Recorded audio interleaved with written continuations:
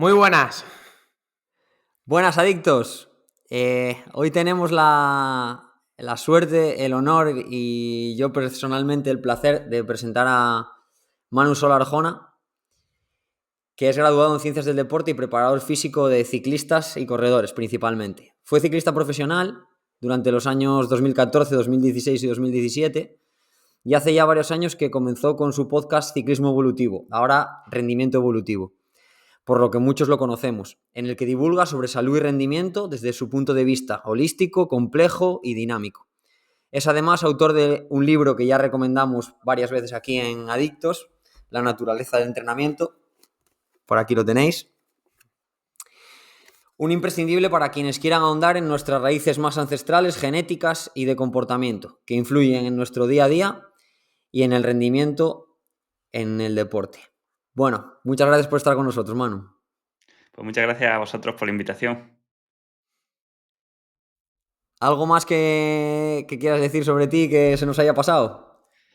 No, la verdad que, como me habéis descrito, está bien. Al final, soy una persona que intenta aprender o que está siempre, pues, con la inquietud de querer avanzar, y yo creo que eso es básicamente lo que me define, y todo lo demás, pues, son cosas que han venido, pues, en base a ello. Interesante. La verdad que es una suerte tenerte aquí con nosotros, sobre todo lo que decíamos fuera de cámaras, ¿no? Que esa voz que siempre escuchamos mientras estamos entrenando, tenerla delante. Así que gracias por estar aquí. Y nada, lanzando, para empezar ya a meternos un poco en materia, sí que, bueno, hablando un poco, o sea, sueles hablar mucho de la complejidad, ¿no? En el deporte, en el ser humano. Sí que estaría guay que hablaras un poco de las diferencias entre complicado y complejo y cómo enfocarlas al deporte de resistencia. Bueno, pues has hecho una muy buena pregunta, ¿no? Para empezar, y no es tampoco tan simple de responder. A la gente seguramente esto de complicado y complejo le suena como sinónimos, ¿no? Es un follón de cosas, ¿no? Un sistema complejo, un sistema complicado. De hecho, muchas veces se utiliza, pues bueno, como digo, ¿no? De forma sinónima, como si fuesen lo mismo, pero en realidad, si nos vamos a la raíz de la palabra y a lo que realmente significa, no es lo mismo, ¿vale? Algo complicado, un sistema complicado, por ejemplo, es algo que tiene muchas partes, con múltiples mecanismos, pueden ser muchísimas, casi infinitas partes, pero cuyo funcionamiento, pues, es predecible, es jerarquizado, ¿no? O sea, se puede saber, ¿vale? Es típico de una máquina, ¿no? Al menos de las máquinas tradicionales. Algo complejo, o bueno, complejo en su propia palabra, que viene de complex, es algo que, bueno, que está enlazado, entrelazado, ¿no? Que es adaptable, que cambia, que es incierto, en fin, que tiene incertidumbre. Algo complejo es algo, pues, como un organismo, ¿no? Como un cuerpo humano, algo que no puedes predecir su comportamiento, ¿no? Siempre, bueno, no siempre, ¿no? Pero, por ejemplo, en el libro pongo la metáfora de que algo complejo, por ejemplo, es calcular la trayectoria de un cohete que va a Marte, ¿no? Y nosotros podemos predecir al milímetro en qué punto del planeta va a caer, ¿no? O en qué momento va a caer un asteroide en 2032 en la Tierra y con qué porcentaje de probabilidad. Pero no puedes predecir cómo se va a tomar tu mujer que te compre una bici nueva, ¿no? Por ejemplo, estamos hablando de, en este caso, ¿no? De complicado, que el cohete, que sí que es muy difícil, que tiene muchos parámetros, pero que se puede calcular porque es predecible, ¿no? Porque sus partes, cuando interaccionan, no son más que la suma entre ellas, ¿no? O sea, que no generan comportamientos emergentes. Un sistema complicado, como eso, como la relación con tu mujer, ¿no? O ella misma, en sí misma, ¿no? Nuestra cultura, nuestra sociedad, es en cierta parte impredecible, ¿no? Está entre un estado ordenado, ¿no? Más predecible y un estado caótico, y eso es lo que le da, pues, la salsa, ¿no? O el picante a estos sistemas. Y el problema, ¿no? Es que estábamos tratando hasta ahora, bueno, y para qué engañarnos, ¿no? Seguimos tratando al organismo como un sistema complicado, ¿no? Como una especie de máquina así ultra sofisticada, una máquina que seguimos descubriéndole partes, que seguimos descubriéndole piezas, pero que al fin y al cabo, si os fijáis, lo que se intenta hacer en todos sitios es como descubrir ese manual de instrucciones, ¿no? Poco a poco, ese manual de instrucciones para saber cómo funciona el organismo, ¿no? Como si fuese un puzzle donde si vamos uniendo las piezas, pues poco a poco lo vamos manejando mejor, ¿no? Y eso es lo que se ve ahora, ¿no? Que han descubierto un gen que es responsable de X, una nueva proteína que se sintetiza cuando tomas algo, ¿no? El efecto de un suplemento, que si la mitocondria, el nervio vago, ¿no? Son todo como formas de entender el organismo como si fuese pues, eso, una suma de sus partes y nos centramos en eso. Que la complejidad pues, es diferente, ¿no? Lo trata todo como un todo con sus propiedades, que si queréis luego entramos en ellas, ¿no? Pero como un todo que se autoorganice, que cada vez que tocamos una pieza cambia todo lo demás, ¿no? Sería más que un puzzle, pues sería ya irnos al cubo de Rubik, ¿no? Que cambia una cara para mejorarla y al cambiar una cara, pues pueden cambiar todas las demás, ¿no? Siempre también usaba en un artículo, ¿no? El símil de los marginal gains, ¿no? De optimizar cada parte por separado, que eso funciona muy bien en un Fórmula 1, ¿vale? Un poco los neumáticos, el motor, etcétera, pero en una persona a veces, cuando quiere optimizarlo todo, lo que pasa es que revientan, ¿no? ¿Por qué? Pues porque por algún lado sale, ¿no? Ese estrés, esas horas de sueño, ¿no? Esa fuerza de voluntad que puede aguantar 3 días, no la puede aguantar 3 años, ¿no? Entonces, bueno, esa es la diferencia, ¿no? Y luego a la hora de tratarlo y de entrenar, pues obviamente tener este componente de incertidumbre y esta causalidad circular hace que las herramientas que usábamos hasta ahora, que nunca han servido, pues ahora por lo menos sabemos que tenemos que usar otras. Probablemente de este concepto del ser humano, del organismo, como un sistema complejo, nos lleva a pensar un poco que la capacidad de integración de todas esas partes, que realmente no son, el resultado no es la suma de las mismas, sino que el resultado es el resultado de la interacción entre ellas, quizá el abordaje del rendimiento tenga que ir un poco por ahí, ¿no? Por esa capacidad para integrar esas pequeñas piezas que, como decías, a veces se cogen, incluso se profundiza en exceso en ellas, como puede ser pues, el consumo de oxígeno o los TSS en ciertas plataformas, frecuencia cardíaca, e intentar integrar un poco todo eso, ¿no? Porque vemos que a lo mejor intentar hacer un trabajo o potenciar cierto aspecto, no nos damos cuenta de que puede estar influyéndonos en otro, ¿no? ¿Qué propiedades tiene un sistema complejo que lo diferencian de un sistema complicado? Algunas que mencionas en tu libro o en el podcast habitualmente, como pueden ser pues, la emergencia espontánea, la autoorganización, el comportamiento no lineal. Creo que es algo que puede ser muy interesante que hablemos.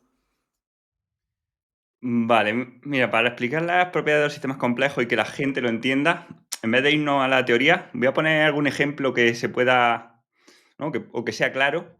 Un ejemplo que para mí creo que es paradigmático y luego puedo intentar poner alguno en trail, o no sé si se ocurre algún comportamiento autoorganizado en trail, pero por ejemplo, no sé si hay alguno aquí que haya hecho ciclismo, que haya visto ciclismo, ¿no? Pues podemos entender todas estas propiedades de los sistemas complejos con el ejemplo del pelotón, ¿no? De cómo se forma el pelotón y cómo continúa, ¿no? Por ejemplo, cuando nosotros tenemos ciclistas en una carretera que comparten un mismo objetivo, bueno, no tienen por qué compartirlo, ¿no? Pero que tienen un mismo objetivo que es ir lo más rápido posible del punto A al punto B, gastando la mínima cantidad de energía.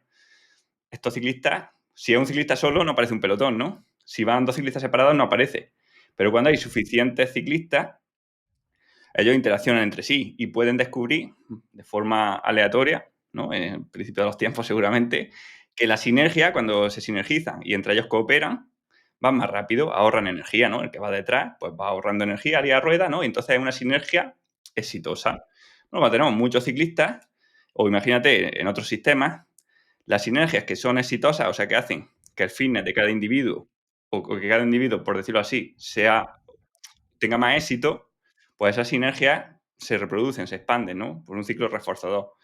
Y las sinergias que no lo fuesen, ¿no? Como ir en paralelo o ir, yo qué sé, pedaleando de mala manera, pues se pierden, ¿no? Entonces, de una forma autónoma, poco a poco el pelotón va creciendo, porque los ciclistas que van viendo cómo estos van ganando las carreras o cómo estos van más rápido, se van uniendo, ¿no? Es la forma en la que aparecen, pues yo qué sé, las bandadas de pájaros, ¿no? O cualquier otra cosa. Entonces, de forma autoorganizada, ¿vale? Esto es lo que se dice, ¿no? Porque nadie mira a nadie, pero de forma autoorganizada se va generando una sinergia conjunta que crea un comportamiento emergente, ¿vale? El comportamiento emergente es el pelotón, ¿vale? Este pelotón tiene unas propiedades que no podría tener ningún ciclista por sí mismo, ¿no? El pelotón pues, es capaz de ir más rápido, es capaz de hacer abanicos, es capaz de ponerse en punta de flecha, es capaz de rodear los setos, ¿no? De hacer figuras. Bueno, el pelotón es, digamos que esta entidad emergente, ¿vale? ¿Qué más cosas podríamos poner aquí? Bueno, pues por ejemplo, una propiedad de causalidad circular, ¿no? Que hace que Por supuesto, lo que le influye al pelotón le influye a cada ciclista, pero también lo que hace cada ciclista influye al pelotón, ¿vale? El pelotón puede inhibir que Filippo Ganna ataque, pero también si está en el pelotón Ganna o está Pogačar, pues puede reventar el pelotón en cualquier momento, ¿no? Y afectando, ¿no? Las partes afectan al todo y el todo afecta a las partes. Esto sería la propiedad de causalidad circular. ¿Qué más propiedades tenemos? Pues bueno, por ejemplo, podemos encontrar lo que serían atractores, ¿no? Que en este caso, pues el propio pelotón actúa de atractor para las partes, ¿vale? Tendríamos constreñimientos. ¿Qué son los constreñimientos? Pues son limitantes a las posibilidades en que la energía, ¿no? En este caso, o en las que el sistema pueda avanzar, ¿no? Digamos que son como una especie de barreras que dicen el sistema puede avanzar hacia allí, pero no hacia aquí. ¿Cuáles son los constreñimientos del pelotón? Pues, por ejemplo, el ancho de la carretera, ¿no? No van a ir los ciclistas por fuera, ¿vale? Puede ser el nivel de los ciclistas, puede ser mil cosas, ¿vale? El firme. Encontramos perturbaciones, ¿no? Perturbaciones puede ser, pues, que haya o que se cuele un perro en la carretera, ¿no? Que aparezca un tramo de pavé, que haya viento, ¿no? Estas perturbaciones cambian al sistema, ¿no? Le hacen tener que adaptarse, ¿no? Si pega viento de lado, pues el pelotón por sí mismo se adapta y genera abanico, ¿no? Si se mete un perro, pues los ciclistas por sí mismos lo evitan, ¿no? Sin necesidad de un controlador central. Cada ciclista, cuando tú estás metido en el pelotón, nadie te dice lo que tienes que hacer. Simplemente tú guardas la distancia con el de la izquierda, el de la derecha y el de delante. Eso es lo único que haces en el pelotón. Y así, haciendo solo eso, hay un seto en la carretera y lo esquivamos. Hay cualquier problema y normalmente el pelotón, como si fuese un acordeón, pues haciendo cambios, lo va evitando, ¿no? Luego, viendo, ¿no? Podemos analizar las tendencias del pelotón. Por ejemplo, podemos ver que cuando, digamos que el pelotón está muy estable, ¿no? Cuando se forma un pelotón, imagínate una etapa llana, se forma un pelotón de 200 ciclistas y van tranquilos, van cómodos. Bueno, pues el pelotón, podríamos decir así, que tiene un comportamiento flexible, ¿no? Con un movimiento muy pequeño, o sea, entre todos los ciclistas que se adaptan muy rápido a los cambios que haya, ¿no? Yo qué sé, cualquier perturbación y el pelotón lo evita, se adapta y luego vuelve a recuperar su forma. Cuando ya va al límite, ¿no? Antes de un sprint, por ejemplo, ¿no? En el último kilómetro, antes de un sprint, que ya el pelotón va al límite, ¿no? Está en un estado más rígido, ¿no? Está ya cerca del cambio de fase. Aquí, ¿no? Cuando se va a romper en una subida muy dura, ya se ve que empiezan a aparecer huecos entre los ciclistas, esos huecos se cierran, se abren, se cierran, ¿no? Esto ya está empezando un comportamiento metaestable, ¿no? Entre la formación de pelotón y la ruptura del pelotón, ¿no? Se forma el pelotón, se rompe, se forma, se rompe, ¿no? Bueno, viendo, por ejemplo, estos comportamientos, y hay herramientas que los miden, ¿no? O la forma en la que interaccionan, pues parámetros del pelotón, podemos saber, o podemos estimar, mejor dicho, cómo de probable es que esté cerca de cambiar de fase, ¿no? De romperse o de no romperse. Claro, estas herramientas lo bueno que tienen es que son del pelotón, sirven para, yo qué sé, para el clima, ¿no? Sirven para la economía, sirven en la salud, ¿no? O sea, se pueden aplicar a múltiples parámetros. Yo creo que esto sería un ejemplo, ¿no? Con el pelotón. Seguramente podría decir más cosas que ahora se me olvidan. Lo que no se me ocurre ejemplo así bueno en trail, ¿no? Quizá A mí, a trail mí se te me diría, ocurren unos cuantos. por ejemplo. Pues mira, por ejemplo, uno del condicionante circular, ¿no? Podría ser la hidratación. Al final, el tener la capacidad para hidratarte te puede influir en el resto de sistemas durante una competición para, para poder seguir generando energía y poder adaptarte al terreno y poder seguir dando un desempeño, ¿no? Y al contrario, o sea, el propio esfuerzo puede hacer que impedirte hidratarte correctamente, porque no seas capaz de sacar el sofla en ese momento, beber, o porque directamente no te entre en una ultra, puede pasar, ¿no? Después, esa fase de metaestabilidad, yo creo que todo el mundo la habrá experimentado. Un ejemplo, pues en una subida, ¿no? Sobre todo pues cuando te estás jugando una carrera o alguien que haya competido en un kilómetro vertical. Cuando ya estás ahí en ese tercio final de la competición, como puede ser un kilómetro vertical, pues ya estás en esa fase en la que, como decías antes, ya estás un poco más rígido que al principio, ya no eres capaz de adaptarte, no sabes si caminar o correr, estás en ese límite que venga, corro, no camino, venga, unos pasos más. Ya no tienes una capacidad fresca de decidir un poco cómo gestionar ahí tu esfuerzo y tu energía, ¿no? A nivel de autoorganización, por ejemplo, pues pasa mucho cuando tienes un corredor que sube muy bien y un corredor que baja un poquito mejor. Pues muchas veces se generan sinergias en carrera y te vas acompañando un poco, ¿no? Venga, yo tiro en las subidas y tú que vas un poquito mejor en las bajadas, tiras tú delante, y eso yo creo que muchos de los que nos escuchen seguro que lo experimentaron. No sé si te ocurre a ti alguna más, Aita. Igual el tema de atractores en una bajada, una persona que baja muy mal o que baja peor entrenando nunca es capaz de bajar rápido porque siempre está, pues tiene muchos, está pensando en lo que está haciendo, no sé qué. En cambio, cuando baja delante a alguien que baje bien, que es un atractor, es capaz de seguirlo, imitarlo y por eso bajar más rápido, ¿no? O incluso simplemente por estar en competición son capaces de soltarse y bajar más rápido, ¿no? Entonces, bueno, sí que pueden ser ejemplos un poco más orientados a nuestro deporte. No sé cómo lo ves tú, Manu. Sí, buscaba algo que fuese como todas propiedades a la vez, Vale, ¿no? todas juntas. Quizá la formación de los senderos, ¿no? Cuando se hace campo a través, por ejemplo, puede servir, pero sí, al final, una cosa que me gusta de lo que habéis dicho, ¿no? Al final viene a ser la técnica, ¿no? La técnica, la economía de carrera, pues es un proceso autoorganizado, ¿no? O sea, siempre que hablamos de sistemas complejos se dan estas propiedades, ¿vale? No podemos decir que el pelotón es autoorganizado, ¿no? Y luego decir que no, que en el cuerpo es algo centralizado, ¿no? Jerárquico, donde hay que pensar cada movimiento, ¿no? Porque es que el otro día veía un vídeo de alguien que comparaba en la carrera esta de Suiza, ¿no? Que la que ganó Kilian al final, que le ganaba a otro chico ya en el último Al kilómetro, final. ¿no? El año pasado, sí. Sí. Y decía, es que Kilian iba moviendo los brazos y el otro no, y claro, le dice, es que el secreto es mover los brazos.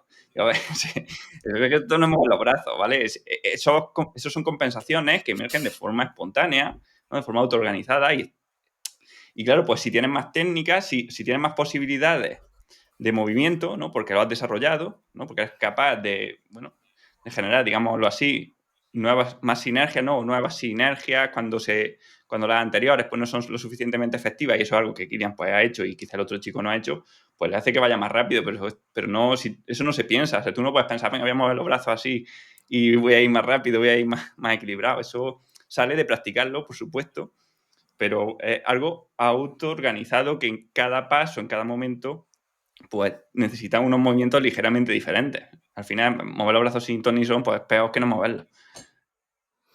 Hace poco comentamos, hicimos un episodio hablando sobre la técnica en bajadas y mencioné un episodio tuyo del podcast que hiciste con un chico que ahora me vas a perdonar, pero no recuerdo el nombre, pero te vas a acordar seguramente porque era un chico que está especializado en pádel. Ah, sí, Y, que con eh, y- Martí Canella, sí. con Martí. Y hablabais un poco de cómo, pues poníais el ejemplo, por ejemplo, de Fosbury y de cómo los organismos se adaptan técnicamente, es decir, adaptarte técnicamente y mejorar para ser más eficiente realizando una tarea es un proceso que emerge, ¿no? De forma natural y espontánea a base de exponerte a la situación, ¿no? Y un poco el consejo que dábamos en ese sentido para generar adaptaciones era exponerse más, que es uno de los problemas que vemos en muchos corredores, que precisamente cuando no tienes capacidades o notas que, bueno, no tienes esa soltura para bajar, pues un poco evitas las bajadas más técnicas, pisteas más y evitas exponerte a esa situación que realmente es la que va a hacer que generes esas adaptaciones. Claro, exactamente, es que al final, lo primero es que la gente piensa que la técnica se cambia, la técnica no se cambia. Tú no borras o no cambias patrones de conexión neuronales, ¿no? O patrones de activación musculares, sino que añades unos nuevos, ¿no? Digamos que fortalece unos nuevos, pero no puedes borrar los que había. Si los nuevos son más eficientes, vas a tender a utilizarlos o vas a tender a utilizarlos en según qué momentos, ¿no? En según qué terreno o qué recorrido, ¿no? Habrá momentos donde corres de una forma o en otros de otra, te saldrá automático, ¿no? Lo que estamos hablando ahora, ¿no? De si tienes que equilibrarte con los brazos o no, pues te saldrá, obviamente, pues conforme tú vas ganando diversidad funcional, conforme te expones más tiempo y a más terrenos diferentes y más tiempo, pues claro, vas mejorando, vas fortaleciendo esas compensaciones y vas siendo mejor. Pero, claro, es lo que decimos, que no es algo que tú puedas ir pensando en ese momento, ¿no? De hecho, no me acuerdo dónde leí el ejemplo, ¿no? Pero un tenista, ¿no? Que veía que estaba perdiendo un partido con otro y le empezó a preguntar, oye, ¿cómo haces para sacar? qué gesto haces, ¿no? Porque sacas súper bien. Y claro, el otro, al pensar en cómo estaba sacando, ya empezó a sacar mal. Y eso se ha visto en muchos estudios. Por ejemplo, en el lanzamiento a canasta se ha visto que cuando la gente piensa en el movimiento, ¿no? O sea, el baloncestista piensa en qué gesto tiene que hacer, le sale mucho peor. El nivel de precisión empeora mucho. Los movimientos siempre son, o sea, o tienen que ser involuntarios, entre comillas, ¿no? O sea, no puedes ir pensando en cada movimiento, ¿no? Cada grado de flexión o extensión que hace. Interesante. Iba a pasar un poco hacia bueno, un tema que sí que, bueno, hilándolo con todo lo que estamos hablando ahora, ¿no? Como es el posible reduccionismo que tenemos en las ciencias de la salud, ¿no? Y bueno, yo recuerdo cuando estudiamos la carrera, ¿no? Que tenemos como muchas asignaturas, pero no cuesta mucho hilarlas unas con otras y buscar realmente lo importante, ¿no? Que es que somos un sistema complejo y que no somos máquinas, como bien has dicho, ¿no? Entonces, no sé cómo lo ves tú y el tema de que se estudie por separado a un cuerpo humano, ¿no? O que se den recetas generales, hace que nosotros, los profesionales, tengamos una visión muy diferente de la realidad o de lo que es real. Sí, a ver, pues aquí hay mucho que rascar, ¿no? Con el tema de reduccionismo. Al final, es que el reduccionismo es que es lo que se premia y lo que se persigue hoy en día. Lo que buscamos, ¿no? O por lo menos a lo que están los incentivos en la academia, ¿no? Bueno, digamos que la academia es como la universidad, es a ser muy, muy bueno en un campo muy específico, ¿no? Y claro, eso solo puede venir de reduccionismo a no ser que seas un investigador de ciencias de la complejidad. Entonces, claro, lo que vemos continuamente, pues es gente que es muy, muy, muy, muy buena en un área que da clases de muchas cosas, ¿no? Y claro, el problema es que no hay nadie que sea capaz de unir los puntos, ¿no? O sea, al final mejorar un poco, ¿no? Saber un poco más de una proteína, ¿no? O de un gen, lo que sea, requiere una tesis o una carrera investigadora casi, mientras que unir lo que va haciendo la gente, bueno, no es tan difícil si te quedas en la superficie, si profundizas, pues también requiere de una carrera, ¿no? El problema es que no hay gente, ¿no? Por lo menos a nivel pagado por el Estado, no hay gente que se dedique a unir lo que serían los puntos, ¿no? Que sería, pues, diferentes áreas del comportamiento. Y así estamos con, ya no solo con el reduccionismo, ¿no? Sino con la separación entre disciplinas que tenemos, donde, yo qué sé, nosotros que somos, o bueno, yo soy de ciencia del deporte, pues tenemos una asignatura de nutrición que hubiese sido casi mejor no tenerla porque, total, no tenemos nada de psicología, no sabes de fisioterapia, bueno, o sea, es como esa intención de separar, ¿no? Y además de que no solo separar, sino que no te dejan meterte, ¿no? Según en qué campo, oye, no vayas a decirle algo a una persona que te estás metiendo en el campo de los psicólogos y te manda el canto, o no vayas a ponerle una dieta que te estás metiendo en el campo de los nutricionistas, o, ¿sabes? Estamos en un mundo que premia, pues, la especialización o otra especialización y, claro, el problema es que nosotros, por desgracia, pues no somos de una sola cara, ¿no? O sea, hablando antes del cubo de Rubik, pues bueno, el cubo de Rubik tiene 6 caras. Nosotros, pues necesitamos también un abordaje multidisciplinar, ¿no? Que no se está teniendo. Y al final, por lo que tenemos, pues son recetas, ¿no? En el entrenamiento hasta ahora, lo que hemos visto en general, porque al final pues tenemos el problema de que la ciencia no es lo suficientemente práctica, ¿no? Y la práctica no es científica y lo que vemos muchas veces pues son recetas en los planes de entrenamiento, ¿no? De cuánto hay que entrenar, pues no sé cuántas horas y cada semana hay que subir 10 TSS, ¿no? O 10 en CTL, o hay que subir un 10% la hora, o hay que descansar una semana cada 3, o hay que hacer 8 semanas de base sin pasarse de umbral, o todo esto, si os fijáis, son recetas que no tienen tampoco mucha evidencia científica, pero que es lo que se lleva, ¿no? Y lo que al final, como no tenemos, o como la ciencia no nos está dando respuestas, pues nos quedamos con recetas, ¿no? Que son recetas, pues, como en libros de brujas, pero que, claro, el entrenador dice, o el deportista dice, a ver, algo tengo que hacer, ¿no? Y si no tengo la respuesta, pues la saco de donde sea. Y eso es lo que estamos intentando cambiar, ¿no? El hacer es que, bueno, que estas nuevas teorías o que estas cosas que sabemos que son así, pues llevarlas a la práctica, ¿no? Y dar unos fundamentos de entrenamiento pues que sean útiles también para los entrenadores y que no tengan que basarse en copiar recetas o memorizar lo que hacía una persona, ¿no? O en un libro que escribió no sé quién y que por ser el único libro que hay, pues toda la gente lo copia, sino en decir, oye, esto es así por esto, ¿vale? Y lo puedo medir, ¿vale? Estoy midiendo el rendimiento, estoy midiendo la recuperación, estoy midiendo la asimilación del deportista y tener una idea de cómo avanzar en un mundo que nunca va a ser... que nunca va a ser una certeza, ¿no? Siempre vamos a tener que navegarlo, pero por lo menos saber pues, cómo hay que hacer, si hay que ir para un lado o para el otro, ¿no? Tener esas herramientas y ese saber navegar, ¿no? Igual que un senderista que se mueve en la montaña, ¿no? Poder saber orientarse, pues eso es lo que necesitamos. ¿Crees que una de de los contras más fuertes o de los peligros que puede tener estas recetas basadas en la media, que como decías hace poco en un post en Instagram, no sabemos si somos barras o somos puntos, ¿no? En una gráfica.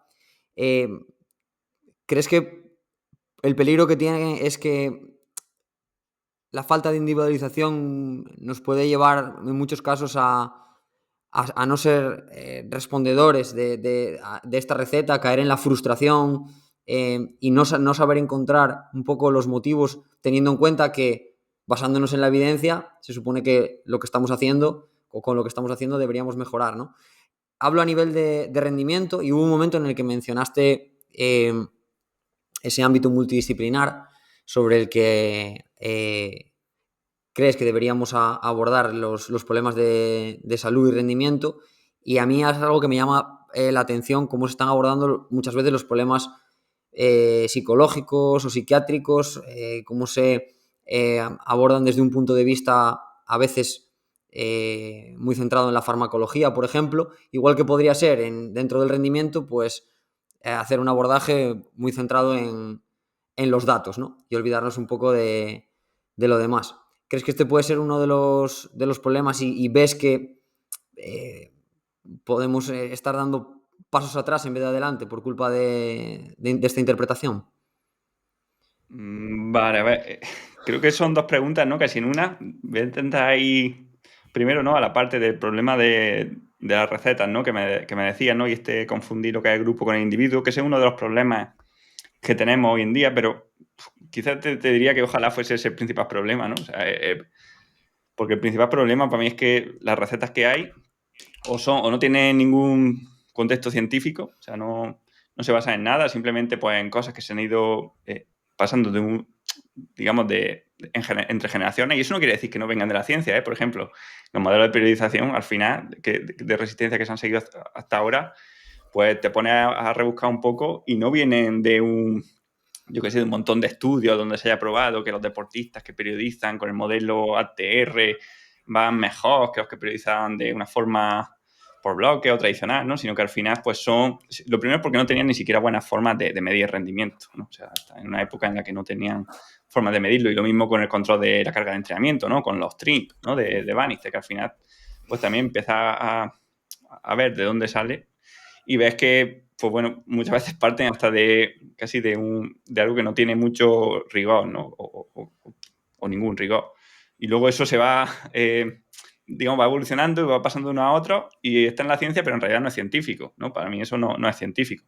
Ese es un problema. Otro, que no tenemos contexto, ¿no? Por ejemplo, ahora pues, salen estudios de, oye, ¿qué es mejor? ¿Periodización piramidal o periodización polarizada? Y lo están tratando solamente como un aspecto, o sea, como si eso fuese lo diferenciador de los grupos de entrenamiento, cuando lo único que están cambiando, o lo único que están mirando es cómo se acumula el tiempo a lo largo de toda una semana. Pero eso no me dice si están entrenando más de lo que deben, menos de lo que deben, si están haciendo, por ejemplo, piramidal. Alguien puede estar entrenando piramidal, o sea, con más tiempo interumbrales y muy poco tiempo en el dominio severo, pero que eso esté haciendo de una forma polarizada. Quiero decir, 2 días muy, muy, muy duros de una tirada larguísima en zona 3, interumbrales, y 7 días y los otros 5 días de paseo, ¿no? O sea, hace 2 días muy duros, los 5 de paseo, eso sería piramidal, mientras que alguien que haga todos los días un poco de intensidad podría estar en el polarizado, ¿no? Si hace todos los días un poco de alta intensidad. Entonces, claro, como nos quitamos todo el contexto y reducimos todo lo que está pasando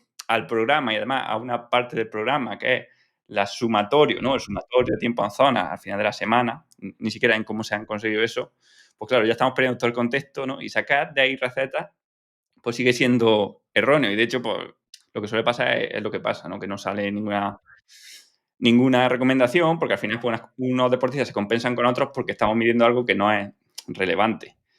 Y por último, bueno, hay más, ¿no? Pero por último, el problema que tú dices es que es muy interesante, ¿no? Y es que cuando vemos los estudios, al final lo que nos sale en el estudio es un promedio y nos dicen, oye, pues este grupo ha mejorado un 2% más, ¿no? El grupo, pues bueno, que ha tenido el tratamiento ha mejorado un 2% más que el grupo control. Claro, pero eso no quiere decir que todos los individuos del grupo que ha tenido el tratamiento hayan mejorado más. Unos han mejorado, otros han empeorado, ¿no? Otros se han mantenido. Entonces, claro, está bien tener el promedio, pero lo que yo querría saber, ¿no? Porque yo soy yo y no soy el promedio, es por qué los que han mejorado más, o sea, o qué factores hay en las deportistas que han mejorado más y qué factores había o han podido hacer que uno haya mejorado menos o que hayan empeorado. Porque, claro, yo lo que quiero es saber por qué, ¿vale? Necesito una teoría muy buena para saber por qué pasa, para yo aplicarlo en mí mismo. Y eso es lo que no se está haciendo, quizá porque no se puede, porque es lento, ¿no? O porque no hay suficientes muestras, no lo sé. Tampoco es una crítica, ¿no? Simplemente que eso es lo que necesitaríamos hacer.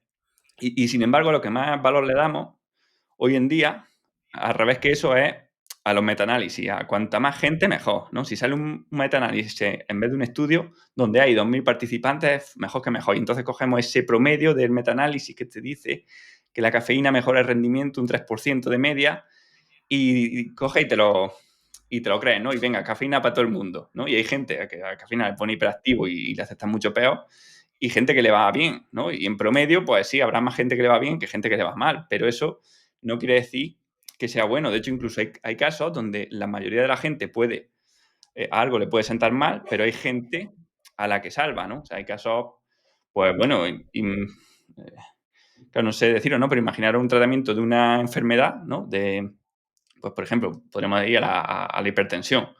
Si a lo mejor el tomar medicamentos para la hipertensión puede ser negativo para la mayoría, ¿no? Porque no le va a mejorar los años de vida, porque no lo necesitaba.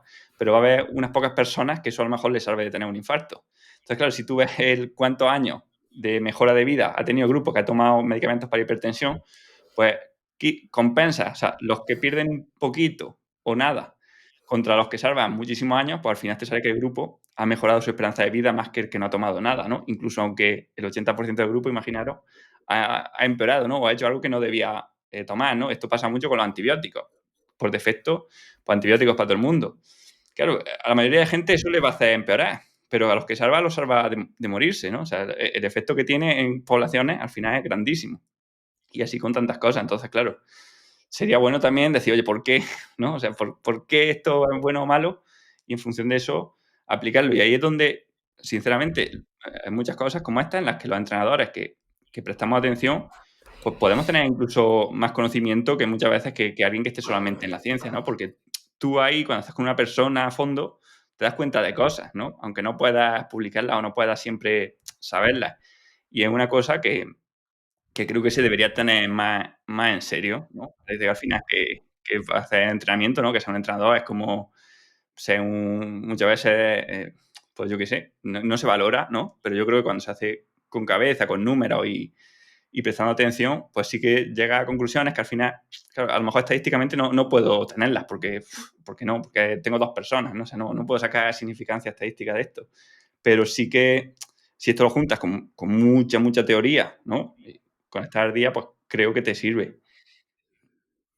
Creo que es algo que, o sea, yo recuerdo mis primeros años después de la carrera y creo que a muchos nos pasó, ¿no? De fisios y entrenadores, que lo que buscábamos todo el rato eran estudios, estudios, estudios, ciencia, ciencia y eso, nos fiábamos al 100%, aunque fuera un estudio de 10 personas, como si fuera un metaanálisis que a lo mejor no tenía nada que ver con la persona que tenías delante, ¿no? Y creo que todos en la práctica nos fuimos dando cuenta con el tiempo de que no era así, ¿no? De que, oye, pues la EPI es lo mejor para tal y mejora el tendón de Aquiles. Y los fisios hacían EPI y se daban cuenta de que no a todo el mundo le funcionaba, ¿no? Y a unos sí y a otros no.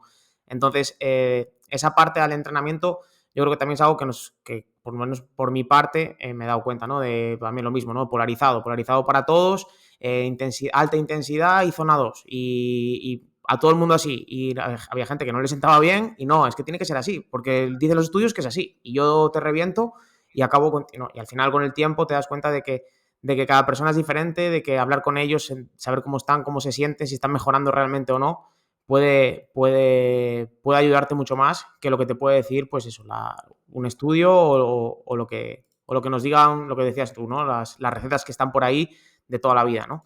A ver, si me Y permiten, sí, al final esto es pues la búsqueda de recetas que decíamos, ¿no? Salimos de la carrera y queremos saber, oye, de cuántos minutos tienen que ser las series, cuántas horas hay que ponerle, ¿no? O sea, queremos saber eso, ¿no? Y al final, a ver, ¿qué es lo que triunfa, ¿no? Que al final los protocolos, ¿no? La gente, ¿no? Los libros de protocolos, tú ves en las redes sociales, este entrenamiento mágico, ¿no? La serie de 4x4, exponte a tantas horas de luz solar, come esto a tal hora, ¿no? O sea, los protocolos a la gente le encantan. Pero, claro, al final tendemos a minusvalorar lo que es la teoría, ¿no? O la teoría que es correcta, o sea, la teoría que no se puede falsar o que aún no se ha falsado o que demuestra que es superior a lo anterior, pues la minusvaloramos, pero en realidad en esa teoría es donde está la solución individual a nosotros, porque no vamos a encontrar en estudio a alguien que esté en todas las cosas exactamente igual a nosotros, ¿no? Nosotros, al final, la complejidad que tenemos en el cuerpo humano es, bueno, es que no solamente el cuerpo humano, ¿no? Sino nuestro estado, nuestro historial, nuestros genes, nuestro bagaje de El entorno. entrenamiento, nuestro intercambio con la sociedad, ¿no? Estamos en un punto donde no está nadie, ni va a estar. Entonces, claro, si queremos hacerlo en base a recetas, pues siempre vamos a estar haciendo lo que le funciona a un promedio, o a la mayoría, o fuera de contexto, perdiéndonos un montón de cosas. Ahí es donde entra la teoría, esa denostada teoría, ¿no? Que a veces la gente dice, es que esto es muy teórico, ¿no? Bueno, sí, pues muy teórico, pero es que la teoría luego es lo que tú vas a llevar a la práctica. Si quieres la receta, pues aquí tienes la receta. Si la receta te la dice ChatGPT, ¿no? Si cada vez que le preguntas, te da una respuesta además súper convencido. Si quieres una receta, hay recetas en Instagram a punta pala. Pero claro, que necesita una buena teoría para saber qué receta, ¿no? Qué intervención necesitas tú en ese momento por X, por Y y por Z. En mi opinión, creo que este problema viene de base de que el pensamiento científico, el desarrollo de la ciencia vino en paralelo con otros campos del conocimiento, como pueden ser las matemáticas o la física, y ahí sí que el desarrollo de los sistemas son más bien complicados que complejos, y quizá por ahí la forma de aprendizaje que tenemos y de afianzar ese aprendizaje ahora en el ámbito de las ciencias de la salud y del deporte vienen arraigados de ahí y creo que por ahí es un problema de base, ¿no? Y yo me di cuenta también al terminar la carrera y en el ámbito en el que nos movemos, yo al que dedico más horas es a la fisioterapia y intenta buscar los grados de evidencia que tiene el masaje, por ejemplo, ¿no? Un masaje a nivel de cualquier musculatura o una movilización articular. Y al final es algo tan difícil de medir porque cada paciente es diferente. El punto en el que se encuentra esa patología es distinto. E incluso los propios profesionales somos distintos. Yo no voy a ser capaz de aplicar con mis manos que tienen unas características, que tengo un bagaje previo y que hago una cierta técnica manual sobre un paciente, va a ser prácticamente imposible de extrapolar con respecto a otro profesional. Entonces es muy difícil de evidenciar de la forma clásica que se hizo hasta ahora y por eso en mi caso estoy familiarizado con moverme en un ámbito en el que sé que la evidencia clínica tiene que primar sobre la evidencia científica y que la experiencia, la observación basada en esa teoría, como dices, pues debe ser lo primordial para ser capaz de individualizar en base a esos conocimientos teóricos, pero adaptándonos al contexto del individuo. No quería que se nos pasase hablar de un término que creo que puede ser, o por lo menos para mí lo fue, de mucha utilidad, para que la gente entienda un poco cuáles pueden ser esas, no sé si me equivoco, si no corrígeme, Manu, si los constreñimientos pueden ser marcadores de esas características diferentes de cada individuo. Es decir, que si los constreñimientos son un poco lo que realmente marca la diferencia entre ser una barra y un punto, y son los que más nos marcan como individuos. ¿Y qué es un constreñimiento? Claro. Sí, bueno, el constreñimiento ya lo he dicho antes, que era un limitante, ¿no? De, digamos, las posibilidades en las que puede evolucionar un sistema, ¿no? O un flujo de energía.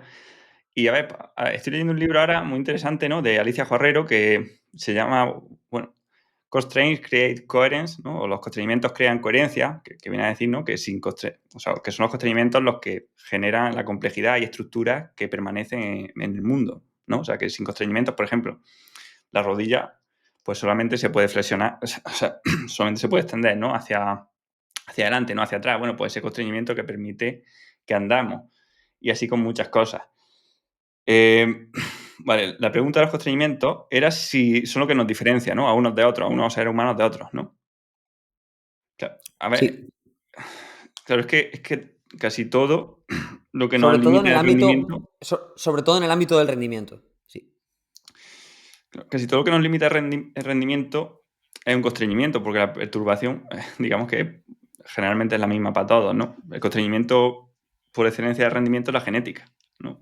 Si tú no tienes un gen, tú en tu código genético no tienes un gen para digerir la celulosa, da igual que tú te expongas infinitas veces a comer hojas, que nunca vas a poder digerirlas bien, ¿no? O sea, no está en tu código genético, nunca te van a sentar bien las hojas, ¿no? Por más que lo entrenes. Ahora, si en tu código genético tienes, pues tolerar bien el calor, no, bueno, sí, somos seres humanos, ¿no? Y tienes una posibilidad de adaptarte a un entorno donde bebas poca agua, ¿no? Donde pases calor. Pues obviamente con entrenamiento te vas a poder adaptar, ¿no? Y esto es una cosa que, bueno, que daría para mucho más, ¿no? Pero es una cosa que la gente no entiende, que no nos podemos adaptar a todo. Hay estímulos para los que nuestro cuerpo tiene posibilidades de adaptación, ¿vale? Yo lo llamo estímulos evolutivos. Y estímulos para los que no tenemos posibilidades de adaptación. El cuerpo hace lo que puede, ¿no? Y si te comes muchas hojas, pues lo que puede hacer a lo mejor es vomitar. Si te apunta a un concurso de comer hamburguesas, ¿no? Como estos que hacen los americanos, pues el cuerpo va a intentar, pues, distendir el intestino delgado, ¿no? Elongar el estómago, generar mucha insulina para metabolizarlo, ¿no? Va a intentar reaccionar, pero no se puede adaptar, ¿no? Porque es una adaptación que está fuera de nuestro código genético, ¿no? Por ejemplo, comer cantidades ingentes de calorías, ¿vale? Eso por el lado de la adaptación, ¿vale? Y, bueno, de los constreñimientos, pues, eso, yo creo que ya lo hemos dicho, ¿no? Al final, claro, el constreñimiento es nuestro código genético, de aquí vienen todos, y otros constreñimientos que tenemos, pues imagínate, ¿no? En nuestro entorno social, ¿no? Nuestro entorno social o cultural es el que hace que no haya ningún keniano, quitando Chris Froome, ¿no? Que no haya ningún africano, digamos, crecido en África, que haya ganado un Tour de Francia. Es un constreñimiento, ¿no? Pero es un constreñimiento social. Y bueno, así tantos, ¿no? Tener 2 hijos y no poder entrenar, pues es un constreñimiento, ¿no? A la cosa de entrenamiento. Al final hay muchas clasificaciones de constreñimientos, ¿no? Que si, digamos, a corto plazo, a largo plazo, internos, externos. Pero bueno, eso al final, la clasificación da igual, ¿no? O sea, lo importante es, pues, saber que es un constreñimiento, ¿no? Que es un limitante que nos inhibe, ¿no? La posibilidad de que el sistema evolucione, pues, de una forma y no de otra, ¿no? El pelotón, en este caso, fuera un constreñimiento, bueno, en el ejemplo que he puesto antes, el pelotón constriñe la táctica de la carrera, ¿no? La táctica que puede hacer un ciclista. Tú no puedes ir solo en una carrera, a no ser que vayas quedado, ¿no? Y te retires. No puedes ir solo porque el pelotón por sí mismo, pues, genera una dinámica que te impide, digamos, escaparte, a no ser que sea gastando mucha energía, ¿no? Por ejemplo. y yo creo Interesante. que en ese sentido, Aita, no sé si tú lo observas también y si quieres poner algún ejemplo entre el running, pero es que desde mi punto de vista creo que si todos fuésemos mucho más conscientes de ese concepto y de cuáles son nuestros limitantes, creo que tendríamos muchas más posibilidades de avanzar, ¿no? Y yo lo veo muchas veces en corredores, no sé si a ti te pasa, Aita, incluso en mí mismo, que hasta que no me doy cuenta de cuál está siendo el factor limitante del rendimiento, que muchas veces puede ser simplemente el estrés laboral, pues las horas que tienes que dedicarle a tu trabajo y que no puedes aumentar tu volumen de entrenamiento o que no estás dedicando el tiempo necesario al trabajo de fuerza. Y a veces creo que ponemos el foco en otro aspecto. Un ejemplo muy claro suele ser pues ir a competir a una carrera y decir, Buah, es que me quedé en la primera subida, me faltan hacer series cortas, me faltan hacer series a consumo máximo de oxígeno, ¿no? Y a lo mejor el problema no es ese, no es tan evidente, ¿no? No sé cómo lo ves, Aita. Sí, de hecho, lo que le iba a preguntar ahora a Manu, ¿no? Meternos un poco en la parte de práctica de entrenamiento, ¿no? Ya que hemos hablado mucho de la teoría y creo que, bueno, nosotros tenemos un nivel de conciencia porque te llevamos escuchando mucho tiempo alto, igual a la gente le cuesta un poco más, ¿no? Entonces, a la hora de aplicarlo al deporte, ¿no? ¿Cómo, o sea, no te voy a decir cómo entrenar, ¿no? Sino, pero cómo lo podemos aplicar, yo qué sé, pues ponerte un ejemplo a un deportista o cómo lo sueles aplicar tú a un deportista que te llega, ¿no? Porque, bueno, pues normalmente tenemos antes o el enfoque tradicional era voy a seguir la periodización X, voy a trabajar primero lo que tú decías, 6 semanas de base, en función de eso pues voy a trabajar FTP o voy a trabajar series cortas o voy a trabajar consumo de oxígeno. Entonces, ¿cómo lo enfocas tú la parte de entrenamiento con los deportistas? ¿Qué te refieres a qué hago cuando empiezo con un deportista nuevo? Sí, por ejemplo, ¿cómo lo enfocas? O sea, oye, voy viendo cómo va mejorando y en función de eso voy metiéndole una cosa, prueba-error, ¿no? O voy trabajando esto y veo, oye, pues le falta mejorar consumo de oxígeno, voy a meterle series cortas o le testeo X y veo que le falta mejorar ahí, le trabajo aquí. O cómo lo haces de manera también global online con los corredores o con los ciclistas, pues eso, darle la importancia del descanso, la importancia de su entorno, alimentación, porque es lo que más complejo me parece a mí de aplicar como entrenador online, sobre todo, con mis deportistas. O sea, yo entiendo todo lo que la teoría, pero luego cuando lo quiero aplicar me parece complejo. Intento hacerlo, pero de una manera muy, pues eso, preguntando, intentando tener feedback, etcétera. Vale, a ver, voy a intentar, digamos, resumirlo al máximo, ¿no? Porque aquí son varias clases del máster, ¿no? Al final lo que has preguntado es la chicha, ¿no? Que es lo Sí, importante en claro, claro. realidad, ¿no? O sea, está muy bien. Esto es lo importante y es lo que menos atención prestamos, ¿no? Muchas veces lo dejamos como que es de pasada, ¿no? Entonces, a ver, claro, lo primero es que esto hay que abordarlo como si fuésemos el explorador que he dicho antes, ¿no? O sea, tú vas a un mapa, ¿no? Que no conoces, ¿no? Haces un mapa, miras desde arriba, ¿no? O más o menos, o sea, haces una anamnesis del deportista, ¿vale? Ves ¿vale? Pues, bueno, todos sus limitantes. Normalmente puedes ver también un poco su día a día, ¿no? Y ver, pues, cómo o qué lo está limitando, ¿no? Cuánto tiempo tiene de entrenamiento disponible, qué estrés, cómo come, ¿no? Y dentro de eso, intentar hacer algunos cambios o proponer algunos cambios si puedes, ¿no? O sea, porque no siempre se puede. Al final, normalmente la gente, si no duerme más, pues muchas veces no es porque no quiera, ¿no? O porque no lo sepas, que es bueno dormir, ¿no? Mira, no duermo más porque no puedo, ¿sabes? Entonces, dentro de eso, o digamos que iríamos proponiendo cambios y ir viendo, por supuesto, qué pasa, ¿no? con esos cambios. Y luego ir encontrando puntos en los que podemos, digamos, cambiar algo, ¿no? O, digamos, ver cuáles son los cambios que nosotros creemos que tienen el mejor ratio entre facilidad de aplicación y posibles beneficios, ¿no? Y aplicarlos, ¿no? De uno en uno y ver qué pasa. Imagínate, pues en una persona, en un deportista, pues puede ser cambiar simplemente su horario, cenar más pronto, ¿vale? No tomas café después de mediodía, cenar más pronto, relajarse, evitar las luces fuertes por la noche, ¿vale? Evitar actividades estresantes por la noche, irse a dormir un poco antes, bueno, pues eso puede ser un cambio en una persona, ¿no? Y luego, si esto funciona, lo vas midiendo, lo vas viendo, pues ir cambiando.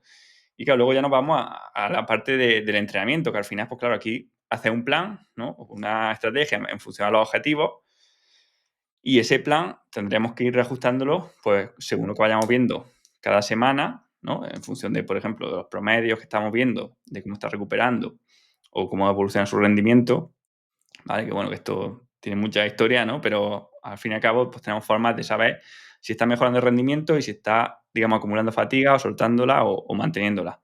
Y en función a eso vamos evolucionando. Si va todo bien, seguiremos nuestro plan periodizado, ¿no? De semanas donde nos centramos más en lo que sería la base, ¿no? O la salud. Y semanas donde buscamos más la especificidad de la carrera. Y un poco así, ¿no? Ajustando ese plan o ir cambiándolo en función de lo que vamos viendo con el deportista. Sin más, luego un tema que has dicho, ¿no? El tema de las debilidades, ¿no? De, oye, pues este deportista está débil y voy a hacer series cortas porque no se dan bien. Yo eso es una cosa en la que no creo. O sea, lo primero porque, claro, cada persona es diferente. Está débil porque no la ha entrenado, está débil porque simplemente pues su fisiología, por ejemplo, es de alguien de fibra muy lenta, ¿no? Muy, digamos, muy oxidativo, que le van bien los esfuerzos muy largos, pero no se dan bien los cortos, ¿no? No porque sea malo en algo quiere decir que vaya a mejorar mucho, ¿no? Porque si no, los ciclistas trabajando yo qué sé, mejoraríamos mucho corriendo solamente porque somos malos corriendo. Pues, claro, obviamente eso no pasa, ¿no? O sea, tú vas a mejorar mucho en algo si no lo has entrenado nunca, pero no porque seas malo. O sea, tú puedes ser malo en algo, pero que lo entrenes mucho, ¿no? Hay gente que no se da bien la resistencia, pero entrena día a día resistencia, ¿no? Porque son, pues bueno, pues porque compiten, imaginaros, en máster o, ¿no? Y no, no porque se dé mal lo va a mejorar más. Entonces tenemos que ver qué está trabajando y ir variando los estímulos. Pero no, yo no me fijaría tanto en eso de las debilidades, sino en si lo ha entrenado o no lo ha entrenado. Interesante. Es A ver, es impor- una es pregunta muy importante. compleja, Manu. O sea, sé que te puse ahí una pregunta que podías estar aquí hablándonos y dar un máster de 3 clases. Pero bueno, así de manera general, porque bueno, sobre todo hay mucho deportista aquí que nos escucha que bueno, que al final, pues, que se ponga un poco en contexto lo que estamos hablando a nivel general, ¿no? Y que para los que se autoentrenan y para los que tienen entrenador también, pues eso, ¿no? Que al final, muchas veces venimos de recetas, ¿no? Y muchas veces tanto el entrenador como el deportista que se pauta un entreno, por ejemplo, un entrenador de atletismo típico, que lo vi hoy, un 16 por 1000 a X ritmo, ¿no?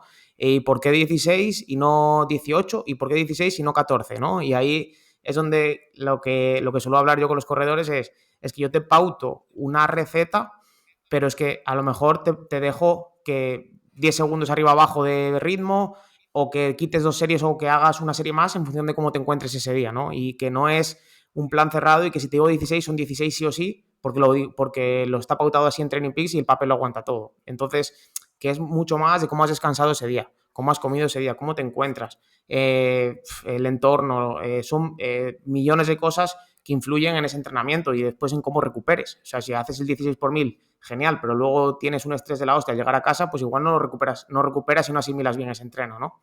Entonces, bueno, para que la gente también entienda todo, poner así algún ejemplo práctico como para que lo vayan entendiendo. O sea, es que el ejemplo que pones, por ejemplo, al final lo que nosotros nos hace mejorar no es hacer 16 series, ni 17, ni 18, o correr a ritmo de 1 kilómetro, de 2. Al final que el cuerpo reacciona al estrés, ¿vale? Al estrés que le hemos generado, ¿no? Y eso es lo que tendríamos que medir, no cuántas series hemos hecho, sino qué estrés le hemos supuesto, ¿vale? Eso tenemos forma de medirlo, la más simple, la más fácil, es con la percepción de esfuerzo, ¿vale? En el curso vamos, yo he creado, bueno, no sé si, yo lo he creado, a mí, yo no he copiado a nadie, no sé si alguien lo habrá hecho en algún sitio, ¿no? Pero nosotros lo que hacemos, o yo lo que he hecho es crear 4 percepciones de esfuerzo diferentes que según lo que queramos saber, porque la percepción de esfuerzo muchas veces la gente no le gusta porque usa la misma percepción de esfuerzo para todo, ¿no? Percepción de esfuerzo general del entrenamiento, ¿no? Que es la que te pide Training Peak, por un lado, la percepción de esfuerzo de la serie, la percepción de esfuerzo que estás sintiendo en ese momento, la percepción de esfuerzo máxima del entrenamiento, ¿no? Pues la gente las mezcla. Entonces, claro, pues dicen, la percepción de esfuerzo no sirve, pero es que están mezclando cosas que son muy diferentes. Sería como mezclar los vatios de las series con los vatios medios del entrenamiento, con los vatios que lleva en ese momento, y todo eso son vatios. Y claro, si lo están mezclando, pues obviamente te lías, ¿no? Entonces, bueno, en base, por ejemplo, a percepción de esfuerzo, pues ya puedes, ¿no? Según la que te interese medir de esas 4, tú puedes darle una puntuación de dureza, ¿no? O de estímulo al entrenamiento. Si tiene la percepción de esfuerzo, que nos indica la magnitud del estímulo, y además, por ejemplo, con la potencia o con la frecuencia cardíaca, sabes a qué intensidad se ha hecho, y sabiendo a qué intensidad se ha hecho y cuánto tiempo, va a estimar más o menos qué vías metabólicas ha estresado, ¿no? Si ha estado en la zona aeróbica, la zona glucolítica, qué tipo de fibras musculares, ¿no? Cómo de sistémico ha sido el entrenamiento, si ha sido muy agotador o intensidades muy altas, pues va a tener un efecto más a nivel central, ¿no? A nivel endocrino, si ha sido baja intensidad, pues no lo va a tener. Pues sabiendo eso, ya sabes por un lado la magnitud y por otro el tipo de estímulo que has dado, ¿no? O sea, qué estructuras fisiológicas has estimulado, pues ya estás controlando mucho mejor el entrenamiento, ¿no? El estímulo de ese día. Y ya, eso ya depende de compararlo con lo que tú querías, ¿no? O sea, que, claro, tú antes de eso dices, oye, yo quería hacer un tipo de estímulo de potencia aeróbica, ¿no? La serie de V2 más, bueno, potencia aeróbica con una magnitud de estímulo de 8, ¿no? O de 8,9/10.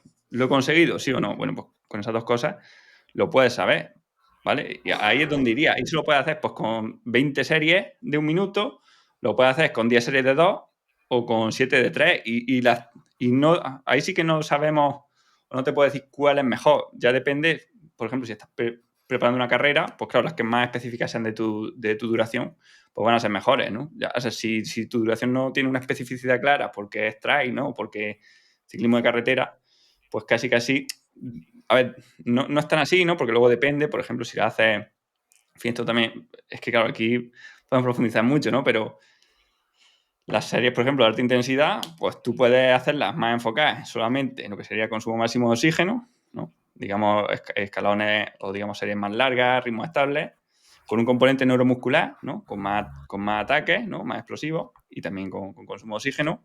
O también metiendo un trabajo más anaeróbico, ¿no? Con series no tan fuertes como los sprint, pero más largas, ¿no? Con bloques de esta duración. Entonces, bueno, ya en función de lo que a ti te interese para tu carrera, pues la especificidad de los intervalos, en este caso que estamos hablando de potencia aeróbica, va a ser una u otra, ¿no? Y claro, esto ya extrapolarlo también a si estamos trabajando la capacidad aeróbica, ¿no? Que sería zona 2 y zona 3, ¿no? O sea, el dominio moderado y el heavy, ¿vale? O si estamos trabajando pues ya capacidad glucolítica o fuerza, pues cada uno tiene su historia, pero yo, sobre todo, a ver, sé que os he liado mucho, ¿no? Porque al final he metido muchas cosas, pero que lo que quiero decir es que lo que importa no es el programa de entrenamiento ni la receta, sino el efecto que se tiene en ti, ¿no? Entonces, eso es lo que deberíamos tratar de medir, el efecto que está teniendo en tu cuerpo el estímulo, no, digamos, cómo se ha conseguido. Claro, a eso me refería. Eso, o sea, me ha encantado tu respuesta porque eso es lo que quería preguntar, ¿no? Que eso, que no es el 16 o el 14 o por qué te pongo 3, 4 o 6 horas, ¿no? Es que al final lo que buscamos es una respuesta con un estímulo, una respuesta que queramos buscar en ese momento los entrenadores, ¿no? Y que, bueno, que es compleja y que depende mucho pues del individuo, del momento en el que esté y de muchas más cosas que eso, que no es un te puse que hoy tocaba 20 por 400 y tienes que hacer 20 por 400 porque es lo que hay que hacer y porque tu cuerpo, como tú me dices muchas veces, no entiendes si has hecho 20 por 400, sino lo que entiendes es un estrés. Y ese estrés es el que tiene que luego recuperar, ¿no? Claro, exactamente. Hablando ahora de adaptaciones al entrenamiento y poniendo el ejemplo del trail running como un deporte complejo, que hablamos muchas veces aquí de que a mí me parece uno de los deportes de resistencia, personalmente, más complejos que hay. Me parece que tiene muchas similitudes con el ciclismo, de lo cual tú tienes muchísimos más conocimientos.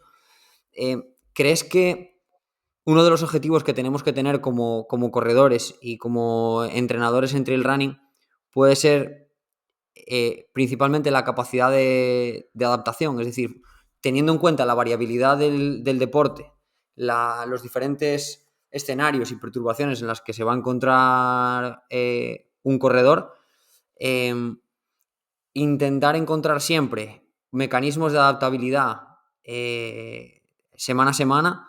¿Crees que puede ser positivo? Voy a poner un ejemplo. Antes estábamos poniendo el ejemplo del consumo de oxígeno, vamos a poner un ejemplo de un trabajo entre umbrales, por ejemplo. Después de una serie de semanas, de un bloque, de un corredor que esté trabajando en ese sentido, cuando ya no vemos que estamos generando adaptaciones mediante ese estímulo, ese cambio independientemente de que pueda ser específico para su objetivo competitivo, un cambio de estímulo y enfocar el trabajo en otro tipo de adaptaciones puede influir positivamente también sobre que se sigan generando adaptaciones en esa parte específica del entrenamiento. No sé si me explico a nivel de la pregunta. A esto a lo que voy también va por un ejemplo que me gusta mucho que pones, que aún lo mencionaste en el último episodio de Fisiología de Redes, y es la flexibilidad y la rigidez, ¿no? Cuando un deportista se encuentra en un estado como una hoja verde, que es flexible, que se dobla, que se adapta, y en otro momento en el que está pues más quemado, más fatigado, en el que ya es una hoja seca, ¿no? Que en cualquier momento se puede romper. Yo lo que veo es que los deportistas que llegan a puntos de máximo rendimiento, como puede ser un Tour de Francia, yo me los imagino como que una semana antes son una hoja verde madura, vamos a decir. Es decir, tienen mucha capacidad de adaptación, están cerca de madurar y de ponerse rígidos, pero todavía están verdes. No sé si me estoy explicando bien. Sí, a ver, pues no sé si entiende tampoco bien la pregunta, pero a ver, yendo a la primera parte, ¿no? De lo que decía, al final, o sea, el cambiar el estímulo Claro, es necesario a veces, porque no creo que dejes de mejorar, pero a veces que mejoras ya muy, muy poco si sigues trabajando lo mismo, ¿no? Entonces necesitas o cambiar el estímulo o aumentar mucho la intensidad, pero llevarlo a una intensidad que no es sostenible. Entonces, cambiar el estímulo y meter, por ejemplo, algunos trabajos de alta intensidad, aunque haga ultra drive, por ejemplo, yo creo que es positivo, ¿no? Lo primero porque pues, va a generar o va a trabajar estructuras, fibras musculares que apenas trabajaban antes, ¿no? Porque hacía muy baja intensidad. Y por el principio de rendimiento decreciente, al trabajar algo que no estabas trabajando nunca, pues va a mejorar al principio muy rápido, ¿no? Te va a dar un extra. Y luego también porque sabemos que el organismo pues, funciona como un continuo, ¿no? O sea, poco a poco, conforme va aumentando la intensidad, vamos metiendo, digamos, las estructuras más costosas en la sinergia que sostiene la actividad, ¿no? Antes he hablado del tema de las sinergias con el pelotón, y aquí es lo mismo, cuando estamos pedaleando a bajas intensidades, pues, o corriendo a bajas intensidades, lo hacemos de la forma más eficiente posible, ¿no? Con solamente unas pocas estructuras y además con poco coste. Conforme va aumentando la intensidad, no es que estas dejen de funcionar, o sea, que eso es un error, que la gente cree que por trabajar alta intensidad ya no estás trabajando el metabolismo aeróbico. Por supuesto que trabaja el metabolismo aeróbico, trabaja todo lo que puede. Y a lo que no llega, ¿vale? Como no es suficiente para llegar a todo o porque se ha agotado por llevar mucho tiempo, pues tienes que trabajar también estructuras que son menos eficientes y más potentes, ¿no? Entonces, cuando la sinergia ya entra, pues metabolismo glucolítico, la fibra rápida, ¿vale? O se hacen cambios sistémicos, ¿vale? Hay que compensar los altos niveles de lactato, se segrega cortisol, etcétera, ¿no? Entonces, claro, como es un continuo siempre, al final trabajar alta intensidad no te va a evitar o no te va a reducir las mejoras de baja intensidad, ¿no? Que es una cosa que además antes se decía mucho, ¿no? En el ciclismo, que si te pasabas de intensidad en la base, no sé si habéis escuchado vosotros, ¿no? Si te pasabas de intensidad en la base de pulsaciones, pues ya se rompían las mitocondrias y ya te estabas cargando el entrenamiento de los meses anteriores y es como, no, o sea, no vas a perder lo que habías trabajado, simplemente vas a estimular aún más, ¿no? Vas a dar un estímulo más fuerte. Y eso es lo que pasa, ¿no? Que el cuerpo trabaja como un continuo. Luego, en el tema de diversidad que me preguntabas después, no sé si me puedes, o tú ve guiándome, ¿no? Para enfocarme un poco Por mejor ahí la va, pregunta. por ahí va un poco la pregunta, ¿no? Ahora que pusiste el ejemplo de la base, ¿cómo entender que la variabilidad de estímulos, al contrario que perjudicar el desarrollo de algunos, ¿no? Lo que va a hacer es, al contrario, ¿no? Potenciar el desarrollo de todos. Correcto. Exactamente. Necesitamos variedad de estímulos continuamente. Al final es como la forma en la que hemos evolucionado y además reduce mucho el riesgo de lesión. ¿Sabes? Cuando tú haces un deporte un día, otro deporte otro, ¿no? O diferentes intensidades, aprietas y luego paras. Un día en vez de hacer bici o en vez de correr, pues te expones al calor, ¿no? O te expones al frío. O haces un ayuno, ¿no? Y te estás poniendo a diferentes estímulos y reduces mucho tu riesgo de lesión a la vez que estás trabajando diferentes estructuras que al final, pues lo que decía antes de la ciencia aplica esto, ¿no? O sea, igual que llegar al 100% de una cosa es muy, muy difícil, ¿no? Y tienes que estar al 0% de otra, pues lo que no es tan difícil es estar al 70% o al 80% de muchas cosas, ¿no? Y eso es lo que podemos conseguir. Al final lo que va a redundar es mejor rendimiento, ¿vale? Entonces, por supuesto que hay que tratar de buscar variedad de estímulos y luego ya, claro, si competimos, pues habrá momentos de la temporada en que ya nos olvidemos de eso y nos centremos en decir ahora ya específico, ¿no? Y voy a entrenar ya, pues eso, muy específico para la prueba que voy a hacer y voy a comer específico para la prueba y voy a tener una vida que no es lo que nuestro cuerpo espera muchas veces, pero que es la vida que necesito para rendir, ¿vale? Pero eso es los últimos 2 meses, a lo mejor antes de una competición. Pero el resto hay que intentar variar los estímulos y aún y ahí hay que variar, no vas a entrenar siempre igual, siempre a la misma intensidad, siempre el mismo terreno, ¿no? Primero porque te lesiones, el segundo porque te quedas, solamente eres bueno ahí, ¿no? Entonces no eres capaz de generar, por ejemplo, pues nuevas formas de correr en bajadas sueltas de tierra, ¿no? En bajadas o en subida de mucha pendiente. Entonces, si quieres ser bueno ahí, tienes que haberlo entrenado. Interesante. Iba, la verdad que una de las cosas que más siempre me ha llamado la atención, me llamaba la atención al principio cuando te escuchaba, ¿no? Era el tema de, bueno, de los umbrales, ¿no? De la variabilidad que tenían los umbrales, de que los umbrales no eran fijos y que siempre hemos trabajado mucho en función de ellos, ¿no? Y yo con Marco siempre lo hablo aquí en el podcast, o sea, y fuera de él, que pues pautar, por ejemplo, por nosotros en montaña tenemos la dificultad que no tenemos potencia, entonces siempre solemos utilizar pulso y RPE. Hemos traído a muchos corredores élite que nos hablan de que no utilizan ni pulso, ni potencia, ni nada, solo utilizan RPE. En el trail es más común, imagino que en el ciclismo queden pocos que hagan eso, pero en el trail, ya te digo, en la élite casi todos trabajan por RPE o muchos trabajan por RPE, ¿no? Y entonces nosotros sí que hablamos de que en un esfuerzo fresco o un entreno de intensidad en el que lo empieces fresco, en un entreno de menos de una hora, pues bueno, los umbrales más o menos los puedes estimar como un pulso y bueno, mantente estos rangos y le damos un dato de RP. Y bueno, ahí sí. ¿Qué pasa? Que cuando pasan las horas, y yo este fin de semana competí, veo cómo cambia todo. O sea, yo el otro día en la última subida de la carrera, en la última parte de la carrera, toqué pulsos que en mi vida entrenando he tocado. Y durante la carrera incluso estuve muchísimo más tiempo en pulsos que entrenando, es que en series incluso intensas ni toco, o sea, ni toco. Y me pasé 10 minutos por encima de un pulso que ni toco entrenando, ¿no? Y eso siempre me ha dado luego la cabeza de decir, obviamente aquí pasa algo, ¿no? O sea, no puede ser que entrenando no me acerque y que compitiendo sí, o entonces, bueno, es algo que sí que molaría que contaras un poco el tema de los umbrales y de cómo se mueven y cómo crees que varían. Bueno, pues esta es una pregunta interesante también, ¿no? Al final, déjame empezar diciéndote claro, a ver, umbrales infinitos, ¿no? Según cuántos parámetros midamos, así tenemos de umbrales. Si medimos 20 parámetros fisiológicos, vamos a tener 20 umbrales digamos, a diferentes intensidades y que además son dinámicos. Van a ser diferentes hoy, diferentes cuando lleve una hora de ejercicio y diferentes mañana, ¿vale? Pues algunos variarán mucho, otros varían muy poco, pero bueno, lo que está diciendo es que si estás haciendo 20 umbrales en 20 intensidades diferentes, en realidad a nivel orgánico no hay ningún umbral, ¿no? De hecho, el único umbral que existe es el umbral de percepción de esfuerzo 10, ¿no? O sea, cuando no eres capaz de soportar el esfuerzo.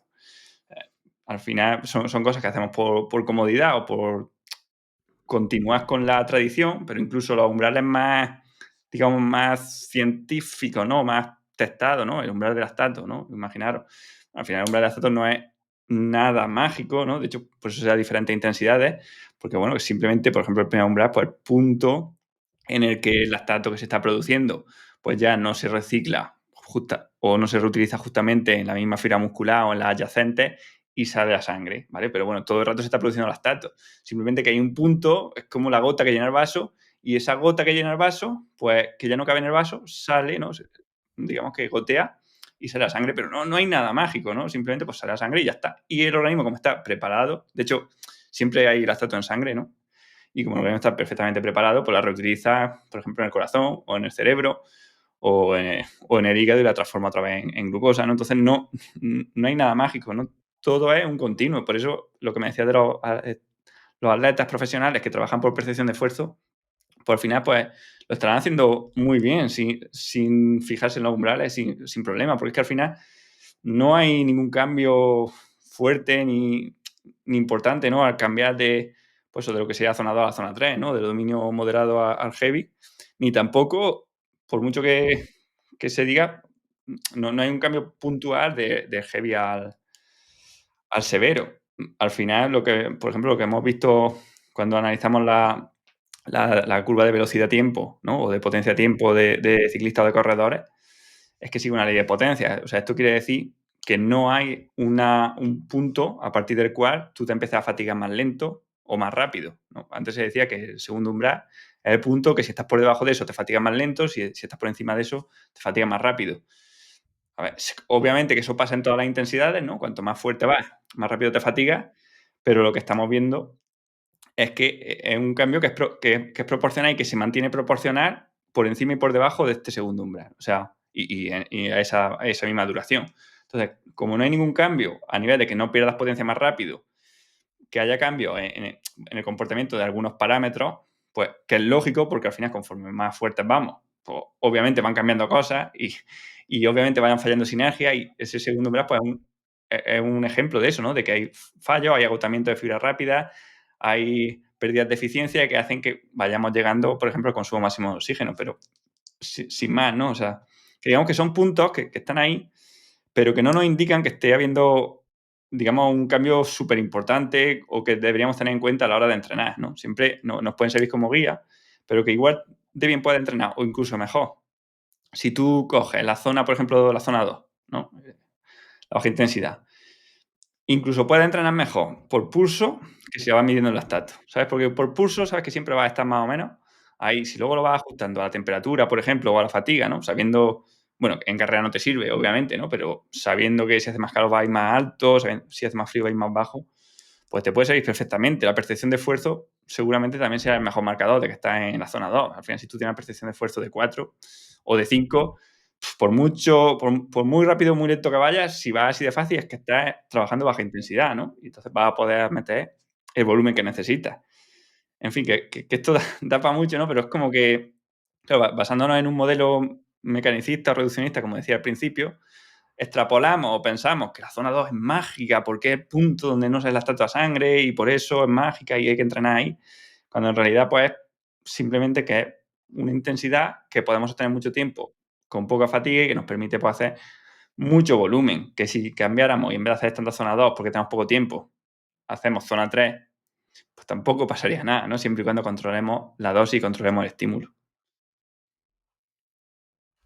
Muy Interesante, Lucas. interesante, sí, sí, sí, sí. Y yo creo que basándonos en el ejemplo que puso Aitami de la última competición que hizo, que fue una prueba de en torno a 2 horas, y de ese momento de la parte final de la carrera, en la última subida, en la que llevabas una percepción de esfuerzo, ¿qué? Dila tú, 10. pero un 9 o 10 sobre 10, el pulso en unos niveles que no había tocado nunca, y probablemente a nivel de carga externa o la capacidad de vatios o ritmo que estaba moviendo, pues era menor que la que podría mover fresco, ¿no? Entonces al final vemos que no hay una correlación y que en pruebas con cierto tiempo de desarrollo, con diferentes estímulos propios dentro de la prueba, con subidas, bajadas, como es el trail running, esos umbrales incluso ya estamos hablando que probablemente ni existan, y es que además varían tanto en función del tiempo, del momento, si estás subiendo, si estás bajando, si es una subida cuando llevas 1 hora y media o como cuando llevaba Itami 1 hora 40 y pico, y vienes con un bagaje ya previo hecho de gasto energético a cierta intensidad. ¿Cómo fue ese gasto? Si estás bajando, si en vez de terminar la carrera en subida termina en bajada. Es decir, hay tantos factores que influyen sobre eh, este, tanto esta percepción como esos parámetros en los que nos podemos basar para hablar de cierto umbral, que un poco, como decía ahí también al principio, para lo que nosotros estamos viendo más utilidad entre el running es para, bueno, a lo mejor para tener una referencia para pautar entrenamientos frescos y de una duración inferior a la 1 hora y cuarto, 1 hora y media. No sé cómo lo ves tú, si para eso lo utilizas, ya, sé que te basas mucho en la predicción de esfuerzo, pero si utilizas algún otro parámetro para pautar intensidad en ese sentido. Yo los umbrales no los saco. Tuve mi época de medir lactato, ya la dejé. No encontré utilidad en ello. Pero al final, a ver, no digo que los umbrales no existan, o sea, claro que existen, ¿no? Al final lo que medimos es un umbral, ¿no? Lo que digo es que ese umbral, pues, es una señal, ¿no? Es, digamos, un hito de que ahí han pasado cosas y a partir de esa intensidad, pues, hombre, si estás, por ejemplo, si el lactato se ha disparado, ¿no? Si estás en el dominio severo, pues, obviamente te está diciendo que ya estás trabajando con una intensidad muy cercana al consumo máximo de oxígeno, estás trabajando también, pues, de forma más fuerte la glucólisis o estás trabajando al máximo potencial la oxidación, ¿no? O la oxidación de glúcidos y de grasa, pero sin más, ¿no? O sea, son hitos, son como tú haces una maratón y vas viendo las señales, ¿no? Y ves 20 kilómetros, 30 kilómetros, 40 kilómetros. La señal te dice lo que llevas, ¿no? Te dice o dónde estás, te dice el pueblo donde estás, pero no te dice el esfuerzo que tienes, ¿no? Y eso es un poco el tema de los umbrales. Entonces, yo no lo utilizo, eso no quiere decir que todo valga, ¿no? Al final, pues, hay días que quiero hacer, oye, capacidad aeróbica, ¿no? A baja intensidad. Pues me puedo guiar por la frecuencia cardíaca o por la percepción de esfuerzo, ¿no? O por la potencia, si quiero. Quiero trabajar a alta intensidad, pues me voy a guiar más por la velocidad o por la potencia. Y si no tengo o si no puedo, imagínate en trail, pues lo voy a hacer por la percepción de esfuerzo. Pero no en base a los umbrales, sino en base, pues eso, a las vías que quieres trabajar, al tipo de trabajo que quieres hacer. Si quieres que sea baja intensidad, alta intensidad o trabajo de fuerza. Básicamente, esos son los tres objetivos que puede tener un entrenamiento a nivel metabólico. Luego ya, pues sí, qué cadencia, con qué fuerza, en qué terreno, ¿no? Con qué desnivel, si tiene sprint o no tiene. Bueno, eso ya son cosas extras, ¿no? Pero bueno, en cuanto a intensidad, o baja intensidad, o alta intensidad, o fuerza. Muy bien.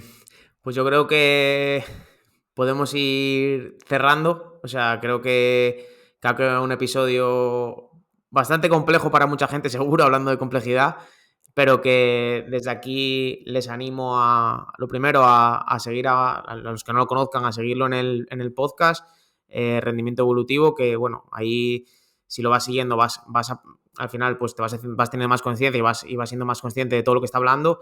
Y después también pues el libro de Manu, que está súper súper bien explicado y sobre todo traído también a la tierra, ¿no? Y a la parte práctica, que lo tiene ahí Marcos.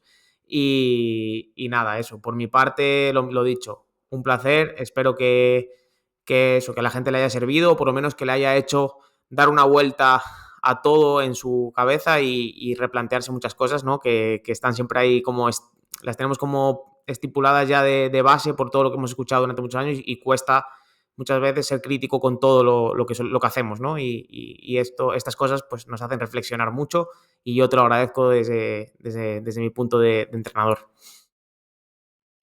Bueno, pues genial. Muchas gracias a vosotros por la entrevista.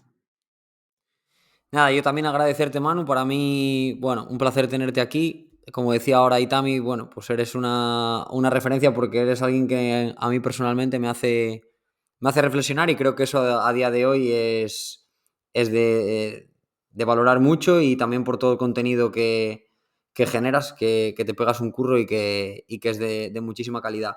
Voy a recomendar también para los que lean en inglés tu blog en Substack, que publicas más o menos un artículo semanal.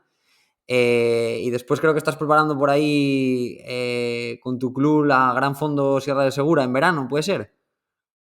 Sí, 7 de junio, aquí en la Sierra de Segura, en Jaén. Están invitados todos los que nos escuchen que sean ciclistas. Pues la verdad que el recorrido es, pues para mí, es el mejor de España, eso sí, sin duda. Y el que quiera, pues, bueno, que se apunte antes de que se acaben las plazas, porque me parece que ya quedaban 120 o por ahí solamente, o sea que seguramente la cerremos este año. Y nada, el que quiera aprender más, pues decirlo también, ¿no? Tengo el máster de entrenamiento de resistencia y sistemas complejos. Al final, aquí hemos estado una hora, pues eso son 30 clases de 2 horas y media, 3, más luego preguntas, dudas, materiales, ¿no? Un poco todo ordenado, clases en directo. Entonces, ahí el que quiera entender un poco esto, pues sí que les recomiendo que venga aquí, porque no son cosas que se puedan, digamos, explicar rápidamente. Al final hay mucho, o sea, al final todo lo que he hablado hoy, pues he intentado que haya parte práctica, ¿no? Y que todo se pueda llevar a la práctica y todo se pueda medir, todo se pueda, digamos, tener esa hoja de ruta que no, de la que me quejaba que no había, ¿no? Al principio del episodio. Entonces, pues bueno, el que quiera, pues ya, bueno, ya este año no, ya será el año que viene, pues en octubre que empezaremos. Pues muchas gracias, ahí tenéis la recomendación y un saludo para todos, darle me gusta, seguir y compartirlo con vuestros colegas. Así que nada, un abrazo y hasta el siguiente.